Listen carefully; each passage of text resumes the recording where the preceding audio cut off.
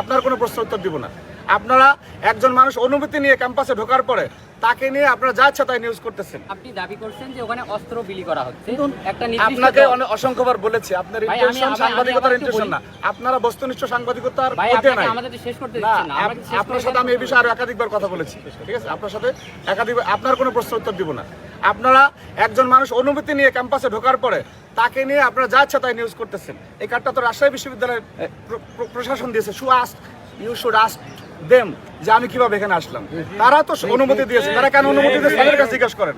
আপনারা ইস্যু করতে চাচ্ছেন কেন বারবার? এখানে যারা ছাত্র শুনেন, আমার কথা শুনেন, ছাত্র সংগঠনের কেন্দ্রীয় নেতৃবৃন্দ, আপনি তো বার্গেনিং করতেছেন আমার সাথে। ছাত্র সংগঠনের কেন্দ্রীয় নেতৃবৃন্দ তারা এই রাজশাহী বিশ্ববিদ্যালয় বাংলাদেশের বাইরে কোনো জায়গা ছাত্র সংগঠনের কেন্দ্রীয় নেতৃবৃন্দ যাবে না? তো আপনারা বারবার কেন একই ইস্যুটা সামনে টেনে নিয়ে আসছেন? গতকালকে চট্টগ্রাম বিশ্ববিদ্যালয়ে